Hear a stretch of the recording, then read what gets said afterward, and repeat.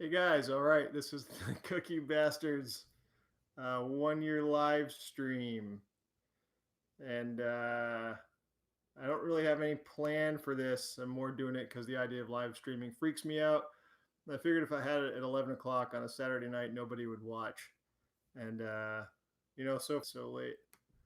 Um, yeah, man. So thanks for coming by. The last live stream I had lasted about 3 minutes and there was one lurker, and that was it. So I bailed out pretty quickly. But I guess I can't do that this time because you guys actually came by. I appreciate it. So yeah, a year ago today, posted my first two videos: fish tacos and guacamole. Yeah, yeah. The hot seat changed my life, man. Spending all my money on the publicist now, and yeah, all the magazine covers. Actually, it was awesome. I was completely floored that CJ even asked me to be on it because, as you guys know, I'm a tiny little channel. But it was really cool of him. He's like such a cool guy. I was totally relaxed. Kind of terrifying, but not bad. But yeah, that was awesome. I appreciated that. Um, yeah, I don't know. What was I saying? I was getting a beer. What are you guys drinking tonight? I got a little Sam Adams going. It's getting hot again. Time for kind of lighter beers. Anyway, yeah, fish tacos, guacamole, water. Water's good. Water's good. I can't complain about water. I've been on water. Oh man, I've been drinking water pretty much my whole life, so it's good stuff. Hi Nigel, how you doing, buddy? Um, yeah, fish tacos and guacamole. Haven't watched them since. I can't bring myself to do it. I still make them. They're good. The fish tacos, the guacamole are good, but I know that if I took a look at those videos, I'd just want to crawl under a chair probably. So it's been a pretty trippy year. Like this whole, I mean, just seeing you guys here. Rich, I was hoping you'd show up, buddy. How you doing? I was gonna say those first videos, Mr. Krasker, Rich reached out to me, I think in a private message, and said, "Hey, I'm Rich. How you doing? I'm watching your stuff. I'm in broadcasting," and I was like, "I can't tell this guy what I do because I work in TV, and if he knows I work in TV, he's gonna be like, why does your channel look so bad?" But I've owned up to it now, Rich. I'm sorry I held out on you for so long, buddy, but I was kind of embarrassed. It's been a learning process. I don't think I'd edited more than about 2 minutes of video when I started this. I had no idea how to work a camera, run audio, any of that stuff. So it's been a learning process. Maybe a year from now, I hope a year from now, I'll look back on the stuff I'm doing now and be equally embarrassed because the whole idea is to grow and to learn. Thanks, Rich. Uh, Learn and grow and learn from everybody else, man. This community is a trip. Uh, Rich, what are you up to tonight? It's late for you. You're on the same time zone I am. Anyway, so what I was gonna do tonight was my chicken nuggets challenge, but I did that already because I wasn't sure I was gonna be able to pull my live stream off. So I do have some business, so it's not just me sitting here yabbing my head off. Stuffed pork loin, cream cheese. Yeah, I'd say yes. Oh, yeah, thanks, Rich. Yeah, easy bake. I would say yes. I might even go so far as to say hell yes, because that sounds incredible. Um, so if you could send that over, that'd be cool. I'm a little bit hungry. I had a big bowl of mussels for dinner and some salmon because I was shooting a salmon video. But the pork loin sounds pretty damn good. Robert Roy, I want to go live someday. Too scared, buddy. I don't know, man. I'm terrified every time I get in front of the camera. Uh, you know what? Honestly, what I do is I shout and I play a lot of loud music. Swear to God. Like before the camera rolls, every time I do a video, I'm like yelling at it and playing punk music and just get myself worked up. And here I am. Uh, I'm not sure that it works, but that's how I get through it. Do it with someone else, yeah. Do it. I mean, I don't. really know any, when I started this, I didn't know anybody else, but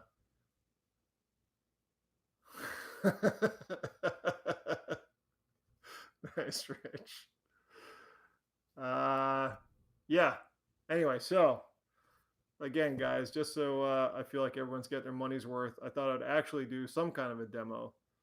But obviously, I'm reading your comments too, because that's a lot more entertaining. My demo. So yeah, I posted a picture on Instagram about spice mixes. So here's the deal. I get home really late from work, so I basically cook dinner for myself. My wife is sort of stuck dealing with her dinner. She doesn't like to cook, so we joined a recipe service, and one of these things said use Italian seasoning. She's like, I look through all your stuff. We don't have it. I was like, well, Italian seasoning, just mix a bunch of stuff together. And she's like, well, you got, mix it together. So anyway, spice mixes to me, it's like this big racket. Taco seasoning, Italian seasoning. I don't know. I'm sure there's other ones. When you can make it yourself, it tastes a lot better, and you can tailor it to what you like. I've been doing this for a while, and I just kind of never really thought anything of it until she said that. And I'm like, yeah, so I'll do it. So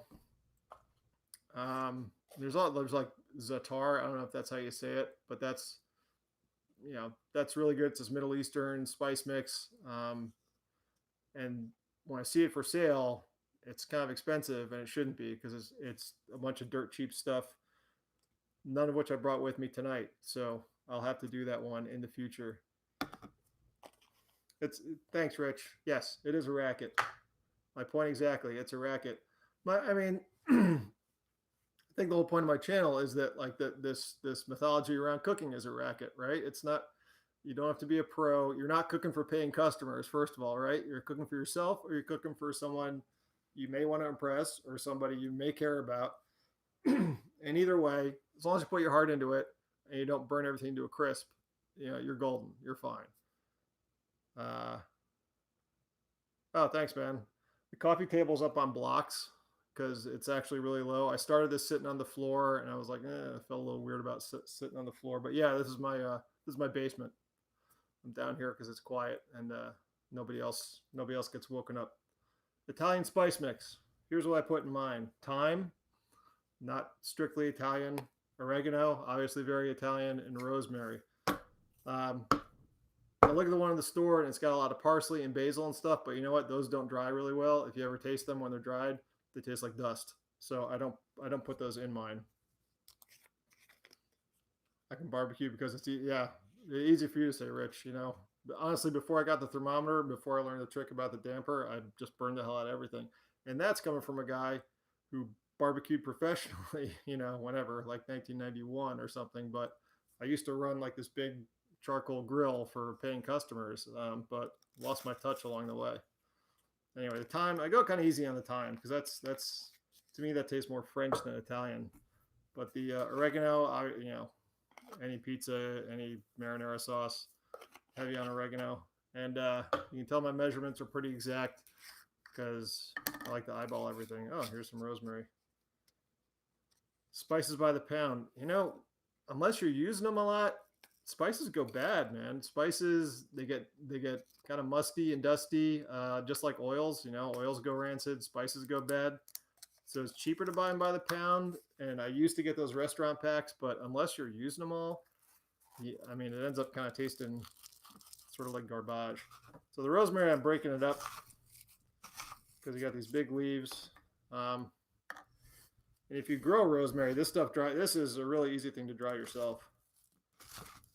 And so this one, the Italian, yeah, it smells good. It's heavy on the oregano, but I don't like too much oregano. It gets kind of soapy, so I think the thyme helps to cut that. And then obviously the rosemary, as that cooks, that comes out a lot better. I use this in sauces, pizzas, lasagna, that kind of stuff. So I don't put any salt or pepper in it because I'm using seasoned ingredients anyway. But that's my Italian spice mix. It's stuff I've got already, and I don't know for sure, but the mixes that they sell, I'm always sort of suspicious that that's the leftovers and they're just jamming it together. So there you go. Hi, Mike. Vacuum sealer. Yeah, good idea. I keep meaning to get a vacuum sealer. I haven't gotten one, but yes, if you have a vacuum sealer and you keep it in the freezer, because a vacuum sealer, God help you, if you get a little botulinum in there, you're gonna, when you open it up, your whole nervous system's gonna numb out, and that's gonna be it. So even when it's vacuum sealed, it's not, it's not sterile. You gotta keep it in the freezer. Rich, I don't want you to get sick, buddy. Okay, the other one I do regularly is taco seasoning. The taco seasoning in the packets, I'm not a fan of, but I realize that every time I make not like a sliced steak or a fish taco, but anytime I'm doing like a ground meat taco, turkey or beef or pork, it's quick, it's easy, the kids like it. I find myself putting in the same spices, and I was like, well, I'll just combine them ahead of time. And this one I do put salt in. This one I put a lot of salt in because I'm dealing with something totally unseasoned, which is the meat. So, and back in the day, in my defense, I used to buy whole peppers and grind them at a special coffee grinder. I was pretty serious about chili, and I used to grind them myself, but I don't do that anymore. So I do buy ground dried spices. Probably some of you barbecue guys are throwing stuff at the screen right now, and hey, I'll take the hit. If you're a purist, there's no substitute for buying chilies and grinding them yourself. But if you're a lazy bastard like me, you buy the dried stuff. So Chipotle, that man, I love Chipotle. I could eat Chipotle on ice cream. Future video. Ancho, I mean, I think you guys, Chipotle, it's nice and spicy, it's smoky. Ancho, a little bit milder, got some good flavor. Anaerobic environment. SAT word. I'll keep that one in my back pocket. Paprika, that's more for color, right? Paprika, it's, flavor wise, but it does add some color without a bunch more spice. Cumin, I don't want to do, I don't want things to taste like chili, but I do find that it adds. I mean, how do you describe cumin? It makes my mouth water. It's almost minty in a way, right? Like minty, smoky kind of thing. Chipotle ice cream, right? I think this is something. I think Chipotle ice cream would actually be pretty good, because like what cuts heat better than dairy, right? So you put the Chipotle and the ice cream together, you got the yin and the yang. That's pretty good. Onion powder.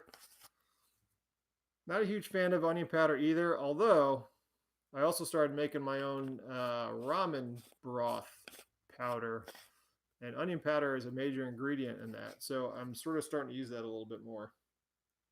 But normally, if I'm doing something with ground meat, I'm chopping up onions anyway and sautéing it in there because that's easy and it adds something. And then the garlic powder, it's the Chris the Butcher sized garlic powder.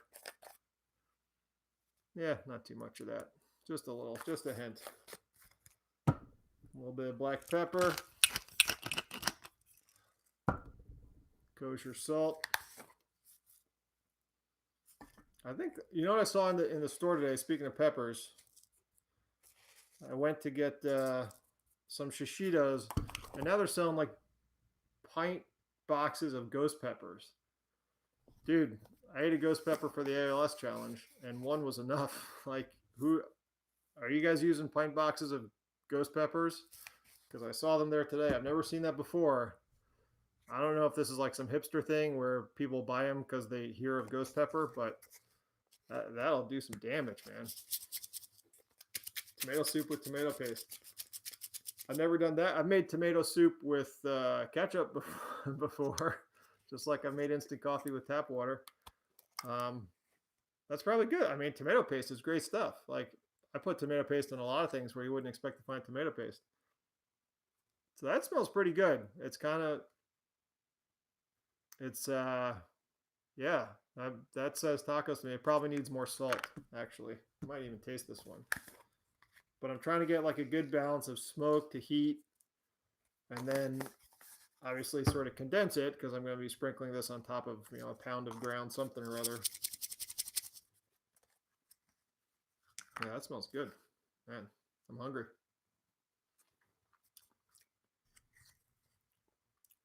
Yeah. Yeah. It's got some heat. Obviously, you want to You want to amp up the heat because it's going to get diffused when it goes into whatever you're cooking. So mostly chipotle, a little less ancho. If you want something less spicy, I would reverse that. Just a little touch of the rest of it, and then paprika to kind of fill it out with adding a bunch more heat, and then a whole lot of salt, because you got to season everything.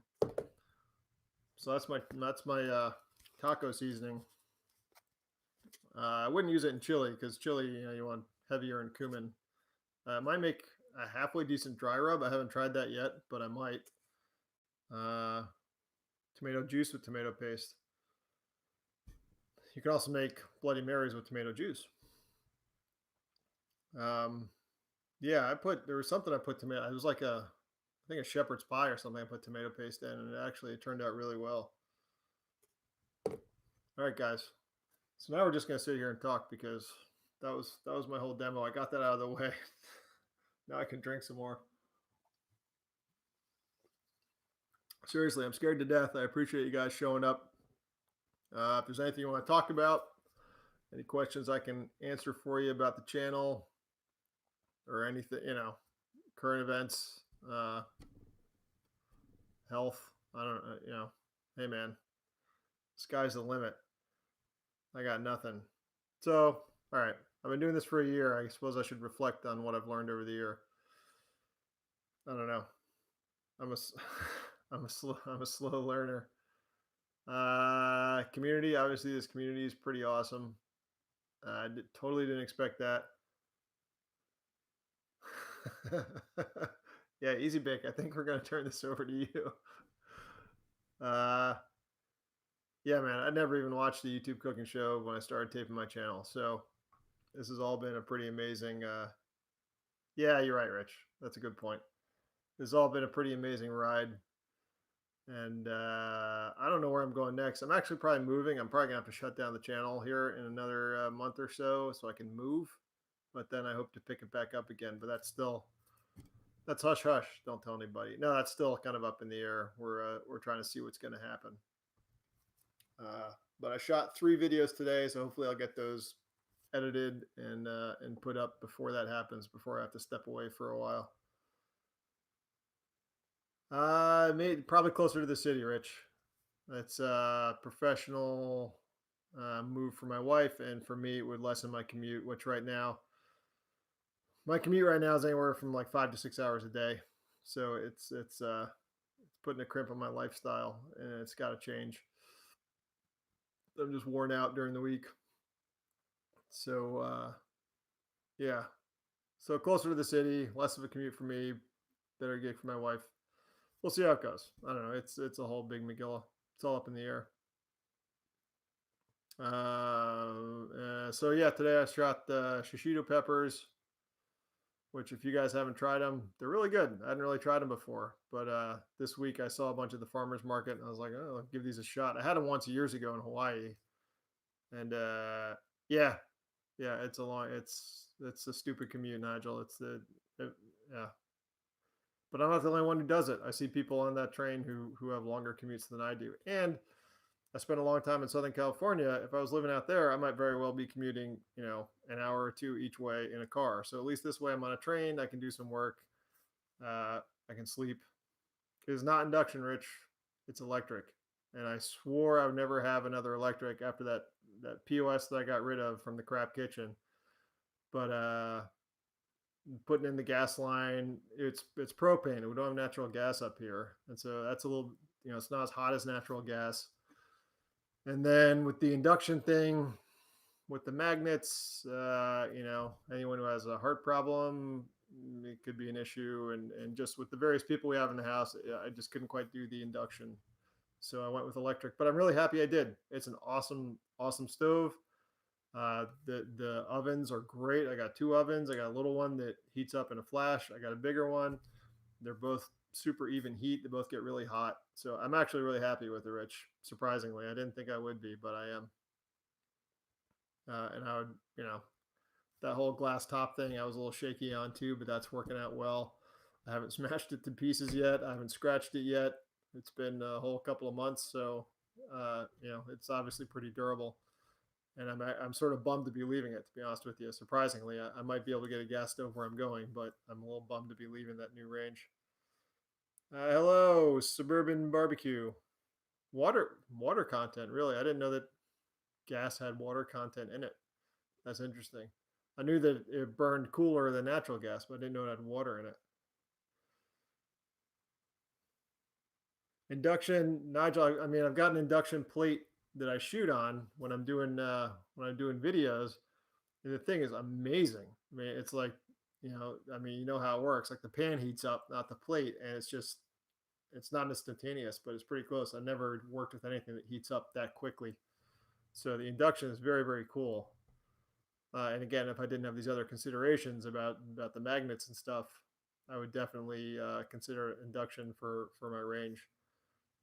It's a little bit of an issue if your pans are warped, which I don't have any of right now, but I certainly have in the past. So that's something to think about. But yeah, the induction plate that I use for videos is trippy, man. That thing heats up lightning fast. So it's kind of fun that way. And then when you take the pan off, it just stops. So it's pretty cool.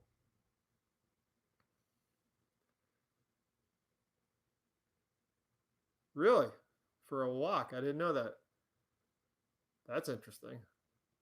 I'm gonna have to look that up.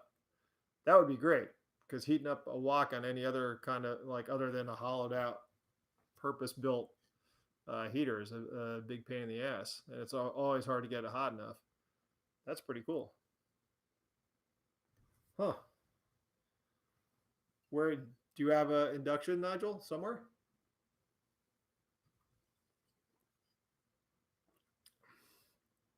What brand? What is it? That's a good question. I love it to death. I forget what it is. I think it's a KitchenAid. I'm pretty sure it's a KitchenAid. Oh yeah, Rich. How do you like it? Tell us. Inquiring minds want to know. Don't have gas. So you have electric also? Electric, I gotta say, like it's a learning curve. Obviously, you don't have the visual that you do with gas, but and the heat remains after you turn it down. But I'm fine. Now that I'm used to it, I really like it. I think it's all in like knowing your tools. Everything's gonna be a little quirky some way, and if you know it, once you get used to it, you're good to go.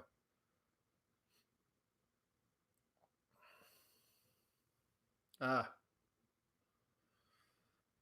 I'm pretty sure it's a KitchenAid. Yes, got to be KitchenAid, which is, I think, probably made in the same factory that makes everything else. But yes, my oven is a KitchenAid. It's got a small oven on top, big oven on the bottom, 5 burners on top, and the controls are in back, which was a big thing for me because I have little kids who like to run around and twist the knobs. So I wanted to get one with the controls on the back panel, even though you have to reach over to get to them. But it's great. I love it.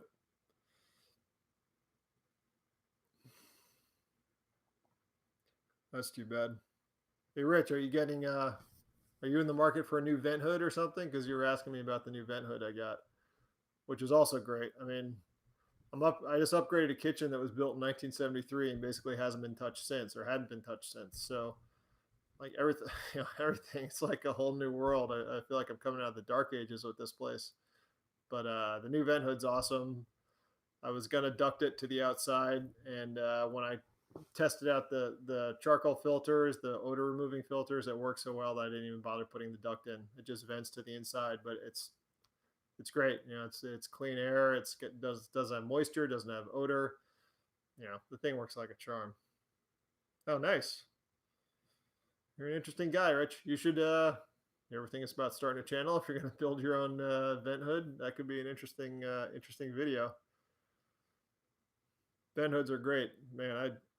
That's like one of the most underrated kitchen appliances there is. That just, you can clear all that smoke and steam and everything out of your kitchen, life is so much better. Yeah, well, Rich, come on. Clearly, there are no standards on this thing. Like, his hat has practically got mold growing on it.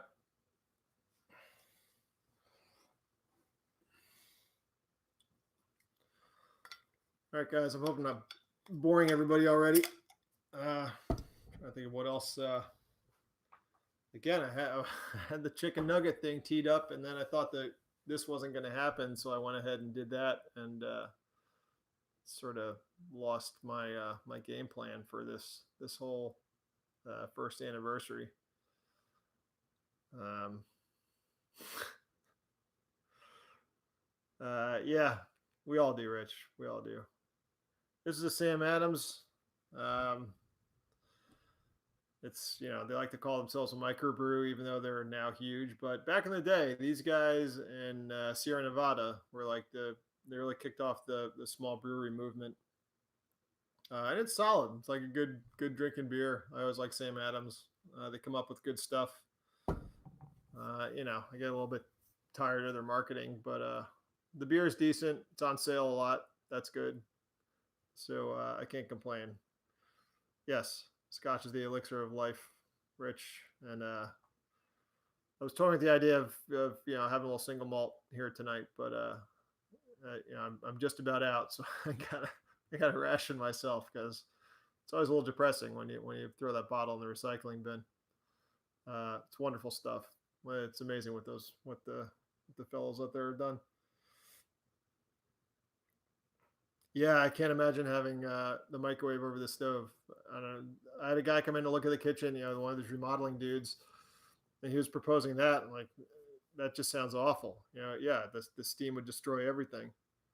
Um, and he was going to charge me 35 grand, and I ended up redoing my whole kitchen for I think less than 10.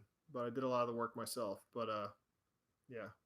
Talk about brewing beer. Rich, man, how much time do you have? I could talk about brewing beer until the cows come home. I love brewing beer. Brewing beer. Okay, guys, if you don't brew and you like beer, just do it. It's brewing beer is one of these things where it can be as easy, literally as easy as boiling water. You can buy these kits. It's got cans of malt. You pour it in the boiling water. The hardest part is keeping everything clean. Okay, but if you can boil water and keep things clean, you can brew your own beer and it's going to be good. Obviously, you can step it up and make it as complex as you want. You can go all the way to whole grain, which is when you're buying the grains. You grind them, you steep them, you get the malt. It's this whole big process. But even that, it's not that bad. The hardest part is keeping things clean. We need to get started. Rich, they actually have these kits now. My neighbor just got one where it's like, I'm not quite sure how it works. It sounds like it's a sanitized container that's preloaded with the malt, maybe, or you have the malt kit and you just dump everything into this container and let it ferment in there, and then rack it or bottle it yourself. And it sounds super easy. And I started on these little malt kits. I can tell you the beer tastes really good. It's rivals anything you're going to buy as long as you keep things clean. If you don't keep stuff sanitized, you're in a world of hurt. That's when bottles start exploding. I had that happen to me once. It sucks. Side note: if that ever happens to you, what you do is you fill your tub with water. You put all the bottles in there and you open them under the water so that things don't explode and glass doesn't fly, because they blow up with a lot of force if that happens. Homebrew, I'd like to. Yes, I definitely, absolutely, positively want to do a homebrew video. I haven't brewed probably in a couple of years. My oldest son was born like 3 years ago, and I think I brewed once after he was born, and it's just been too busy since then. I'm dying to do it. Like I said when I was on the hot seat, I've got so much stuff in my garage. I mean, like shelves of brewing stuff, shelves of empty bottles. It looks like a recycling center. I'm dying to do some beer brewing. I just don't have the time, man. Like between the kids and the commute and all that stuff. Even though right now I'm kind of on hiatus for 3 days a week for my job, but it's a time suck, and I don't have the time right now. But I will. One of these days I will. And wine, I don't know about wine. Wine to me seems trickier somehow. My brother actually has his own vineyard and makes wine, like real wine. And, whatever I do at home is not going to taste that good. and I think I just let him do it. He knows what he's doing. But the beer thing, I think I've got a pretty good handle on, and I know how to play with the ingredients and make different things. So I will be doing a beer video at some point. I don't know when. I'm not gonna do it anytime soon because we're moving, I think. And when you have 2 cases of beer bottles that are fermenting and may or may not explode on you, it's not that you don't want to move those around. Oh, okay. You did. What kind of wine did you brew, and how did you ferment the wine? How did you make the wine? I'm curious about that. Like I said, I'm probably not going to do it, but I'm curious about people who do. Um, sorry, let me catch up here. You do it over? Okay, you doing over the stove. All right. I the GE Easy Bake, is that the vent hood, or is that an appliance? Is that the microwave, or is it an oven? I know they do over the stove ovens also. Rich, train I take to the city does have a quiet car. It does have a quiet car. I never ever step foot in it because there's always some jabroni talking on his phone, and it pisses me off. It's easier for me just to be in the regular car and accept that people are going to make noise. I carry 3 sets of earbuds with me, so I always have one, and I just pop. I'm so used to it. I just tune it out now. Prison wine. You made Pruno. You made Pruno, Rich. That's mighty sporting of you. Both. Okay. I mean, I guess if there's a vent hood in there, easy bake, that makes sense to me because then at least it's not steaming everything up. But yeah, I don't know, the whole appliance over the range thing. Okay. Oh wow. Ooh, New Jersey Transit, Rich. This I don't take New Jersey Transit, but man, that's a tough job, man. Those guys they have a lot of trouble with those tunnels and stuff. Uh, that's cool. So he's an engineer. So he's running the show, right? He's driving the big bus. Nigel, yes, he does. He grows his own grapes. He I helped plant all the grapes years and years ago. Yeah, he imported them from somewhere, California, I think, and yeah, grows them every year. Big harvest, the whole deal, soup to nuts. Um, yeah, Rich, I did for the fire department. I did a locomotive training one time where we got to like sit and push the levers and learn how to shut the thing down. It was pretty cool. Nice. Yeah, driving trains. I can see how that I can see how that would be fun. I mean, it's pretty cool. Yeah, trains. Come on, there's no cooler machine than a train. Red wine. Yeah, if I was gonna do it, Nigel, I'd do red wine. I'm more of a red wine than a white wine kind of person. Like a good, like hearty red you can eat with meat, cold weather, and that sort of thing. But yeah, most of the time I just stick with the beer. Um, but when I do brew, it's going to be dark. It'll probably be heavy, like a stout. I love stouts. Maybe a porter. Um, Lighter beers are a little tricky because of the haze. I don't mind it, but it's an aesthetic thing, and I don't know. That's like the benchmark you're supposed to shoot for is not having a whole lot of haze in your beer. And I've done it, but I don't know. I'm a fan of like brown to black beer anyway. Well, here we are, except in hot weather. So I'll probably do some kind of a stout. Maybe this winter, and maybe I'll do a holiday beer, something like that. Winter warmer kind of thing. Belgians, I love Belgians. Uh, Man, they'll knock you right over, but they're delicious. Ales, yep, I do. Most of what I brewed is ales because lagers are you have to have a place to lager them, and I don't always have that. You basically need an extra fridge or something kind of climate controlled. So most of what I do is ales. Yeah, it's a difference. Different yeast. Ale yeast ferments on the top. Lager yeast ferments on the bottom. Um, and they ferment at different temperatures. Ales are a little bit warmer. Lagers a little bit cooler.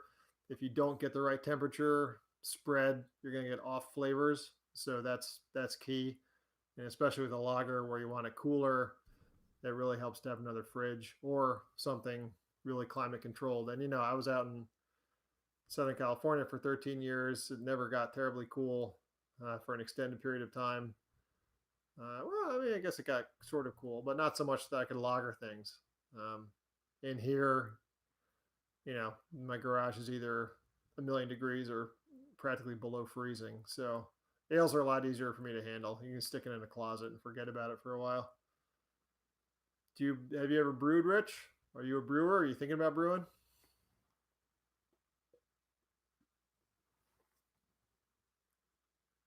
I'm not in SoCal now. Suburban. I'm in New York State, in the Hudson Valley. Where are you? What are you doing at 11 o'clock or 11:30? Or maybe it's not 11:30 for you.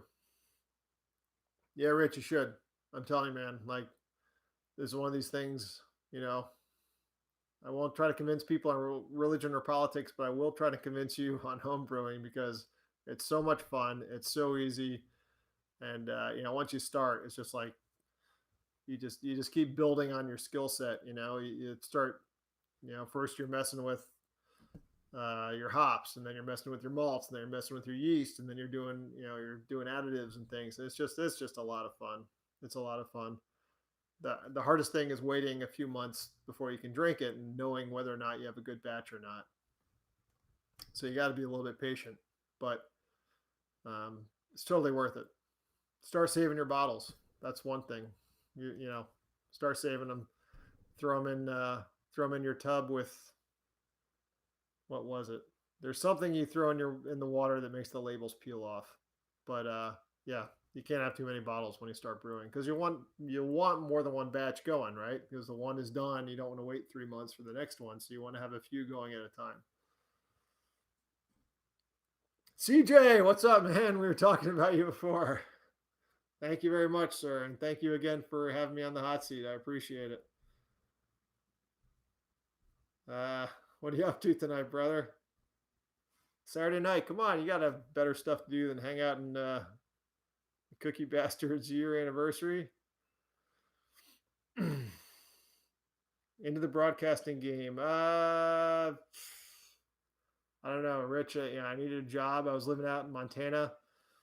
I was trying to teach survival school, and I don't know, for some reason the job went away. I can't remember why. And I was out of work. I couldn't get a job in Montana. I got a job doing computers in New York on a TV show. I basically lied my way into it, and they just, again, the checks kept clearing, and I just kept doing the job.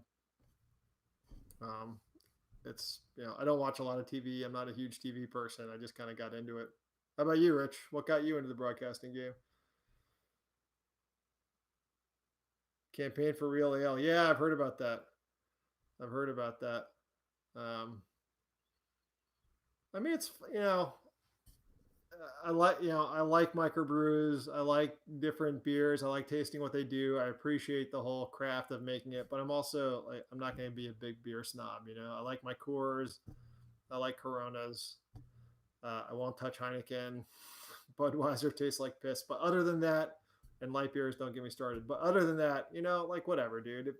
If you like the beer, it's good. Not everybody can like sit around and naturally ferment their beer. Like, there's a place for cranking out. When I was in college, I couldn't afford microbrews, right? I was drinking the cheapest stuff I could find. It's fine. But I appreciate that they've got the campaign for Real Ale. I mean, I'm glad that it's being recognized, as comparable to wine, frankly. Like, there's so many different kinds of beer. Historically, like, beer has played a huge role in a lot of different civilizations, and it's a cool thing.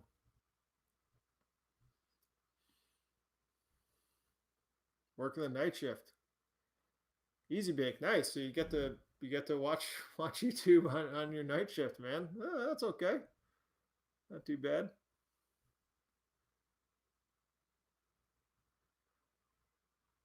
CJ, what what have you been doing? What have you been doing today, CJ? Drinking all day. All right. Yeah, Rich, I envy you. Like, I work with people who they knew they wanted to do TV since day one, and they're great at it. And I always feel like I'm catching up. But more power to you. I always wanted to write, so I found that I could actually write and get paid for it doing TV. Not write my own stuff, but write something, and that was good enough for me. So that's basically what kept me with it.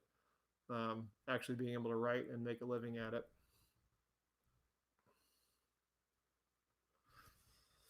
Even some of the ladies were drinking real ale.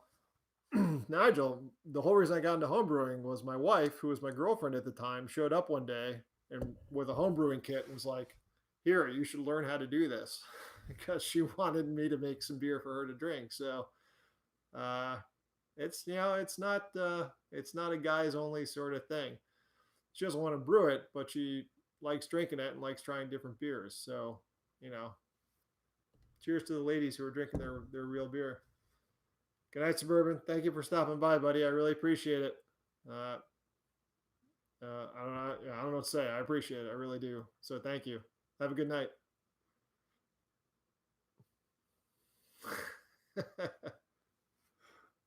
Four Loco. I think Four Loco is illegal in New York now. I think they banned it or made it change its packaging or something like that.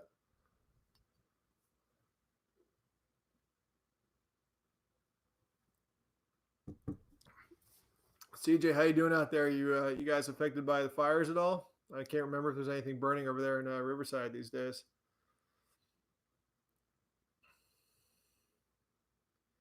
Yeah, Nigel. I think the day she brought that brewing kit home was when I started shopping for rings. Nah, I'm just kidding. I started shopping for rings about the moment I met her. But yeah, the brewing kit was, yeah, that was a good move. I was very impressed. But not for the first time and not for the last time. That's for sure.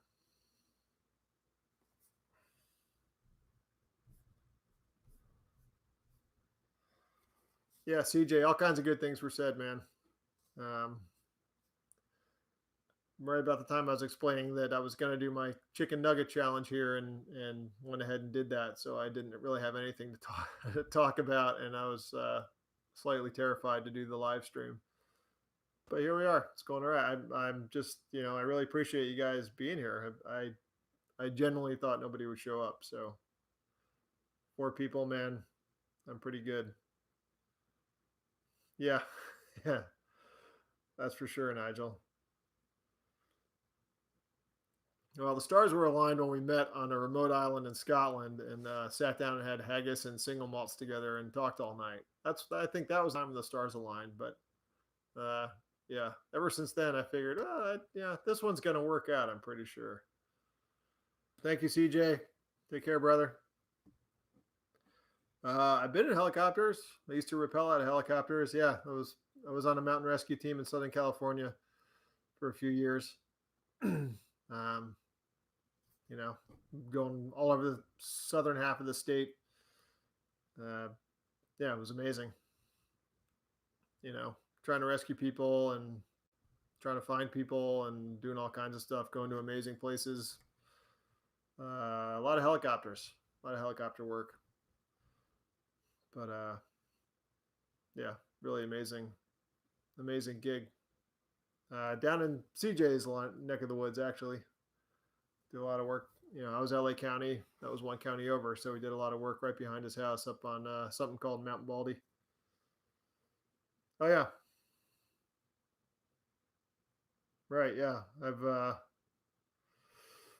lot of serious mountain rescue there too, Nigel. In fact, I think one of the princes used to fly rescue helicopters, didn't he? I think he did that for a while. Um, yeah, all the things I did in mountain rescue, helicopters, statistically, one of the most dangerous parts of it, but they're pretty cool too. A lot of fun to fly around in them. You spend time up in the mountains, Nigel, or do you spend time on the helicopters? Rich, no, no. The by the time the show airs, I've seen it so many times as I'm sure you understand that I'm not that interested in watching it again. Although, honestly, like they repeat so much stuff that pretty much any day of the week I can see at least maybe not a show that I did, but the series that I worked on. And if it comes by, I'll watch it just to sort of see what I was doing then. But I don't seek it out. I don't know how you feel about your stuff, but yeah, by the time it airs, I'm like, now it's out in the world. I'll let it go. Yeah, Rich. I didn't have a TV for a very long time, and now it's all like you can stream so much stuff you almost don't need it. But yeah, it's the whole 10 or 11 years I was in news. I didn't own a TV. You're immersed in it all day, and the last thing you want to do is watch it when you go home.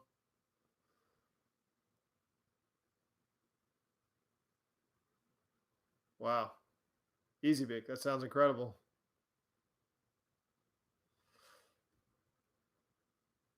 Nigel, yes. Uh, Not that Scotland trip, but first time I went to Scotland, which was a long time ago. Um, I did. I went all the way around Scotland and then went down to the Lake District, which is gorgeous, amazing. So I have been there.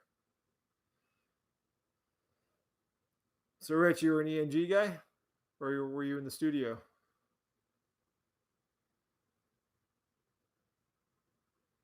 Yeah, and the hill walking, Nigel. Going back to your thing, yeah. I mean, it's awesome. The whole, at least in Scotland, the whole like open the gate, close the gate, and you're free to go is so different than the mindset here, where it's private property, don't come in. Um, I found that so liberating. It was great for someone who likes going up mountains and hills and things, just to wander, and everyone was so accommodating and just had a great time.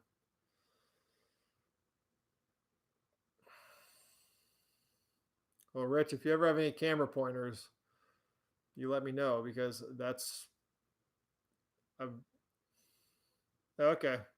Oh man, that's even harder than running a camera, dude.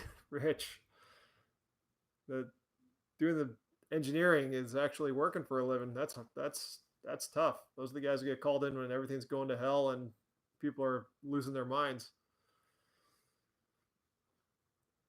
You love it when the shit hits the fan. I used to, Rich, when I worked in news. I don't know. I still do first responder stuff, so I guess maybe I've still got some of that in me. But yeah, the the news shit hitting the fan. I can't do anymore. This no, I do not edit on this, Nigel. I edit on a PC. Believe it or not. Um, this little guy is a little bit underpowered. I was gonna put Avid on it, and it can't handle Avid. But I have a PC. I have Premiere on my PC. I have a couple of monitors, and that's pretty robust. So that's what I do my editing on. I've done some quick things on iMovie on this, but as a editing program, I really detest it. It's just I don't get it. It doesn't seem intuitive. It doesn't have enough it doesn't have enough control for me. So this is I work on this, I write on this, I screen things on this, but I don't really do any editing. It's just not powerful enough. It's an Air, not a Pro. Yeah, if it was a Pro, it might be good. It might be good. And this is my first Mac I've ever had, and I love it. I was always one of these PC guys because I like to crack them open and tinker with them. But how often do you do that with a laptop anyway? And this has been really reliable. Everything integrates well, and now I have no problem sharing things with my PC that I edit on. So I'm really pleased with it, and I'd buy another Apple, I guess. Maybe not, maybe not to edit on, but definitely to carry around and to work on. And like I said, I commute all the time, so I have to have something. It's nice to have something small and light like this. Yeah, I haven't checked it out. I haven't checked out Windows 10. Um, I hope they've resolved some of the stupid problems they had in that last or whatever 2 releases ago, where it was all the pictures and it made no sense to me.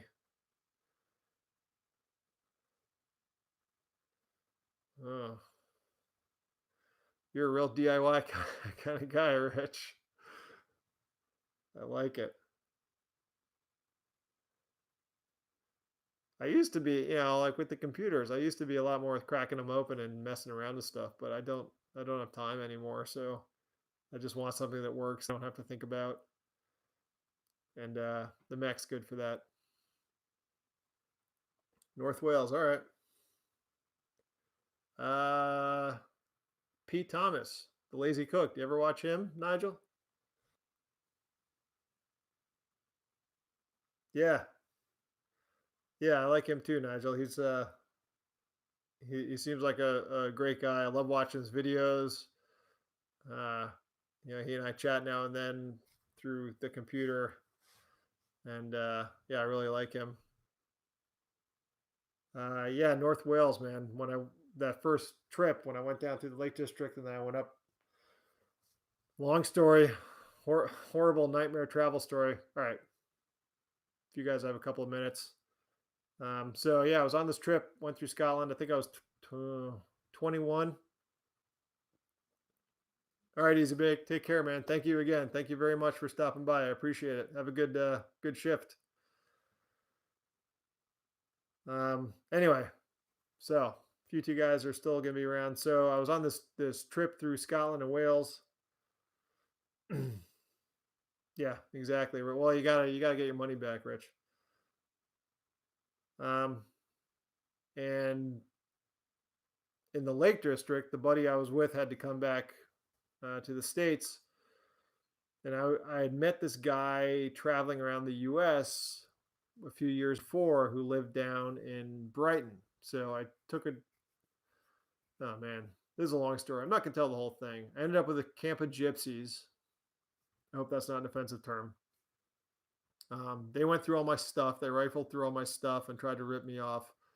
So I bailed out of there about 5 o'clock in the morning. Hitchhiked the entire length of England. That was the day that uh, Ronald Reagan, I guess, had shot down an Iranian airliner.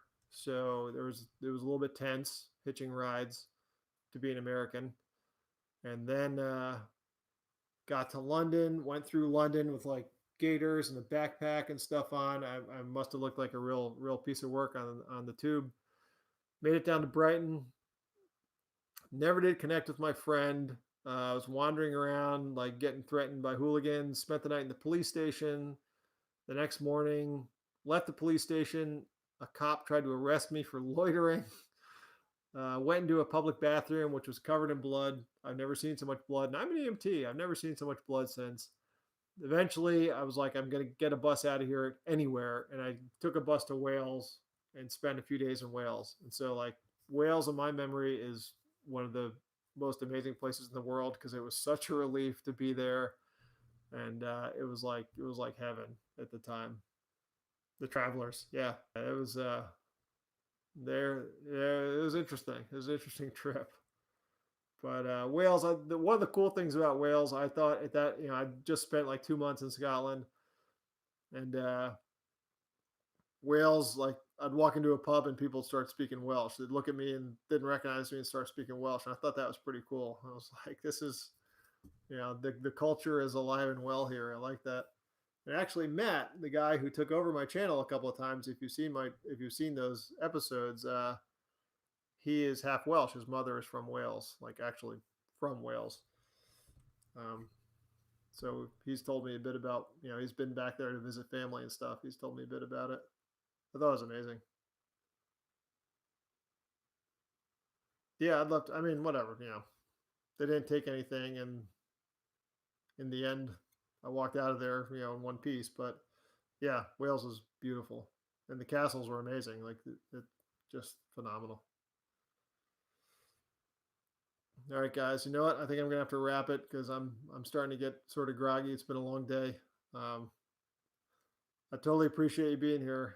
I really do, and watching the channel and all that stuff. I can't believe I've been doing this for a year. But triumphs. Yeah, I would love I'd love to have a triumph. Thank you, Rich. Love you too, man.